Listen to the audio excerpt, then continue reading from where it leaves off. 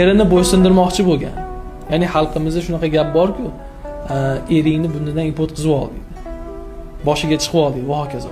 Shu eng ahmoq ayol. Erini bo'ysundiraman, erimni o'zimni yo'limga yurg'izaman degan ayol ahmoq ayol hisoblanadi. Chunki u hech narsaga erisha olmaydi. Erkak kishining tabiatida shuni ayollar yaxshi bilib olsa, ayol kishiga bo'ysunishlik degan tushuncha yo'q. Ya'ni qobiliyati yo'q. Uni majburlasangiz ham bo'lmaydi.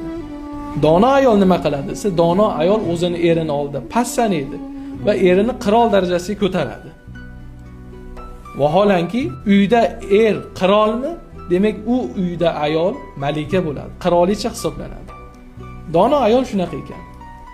Erini qirol darajasiga ko'tarar ekan, o'zi malikalardek tinch yashar ekan. Bu endi ayollarga o'ziga havola. Qirolicha bo'lmoqchimi yoki qul bo'lmoqchimi? Tanlov o'zida.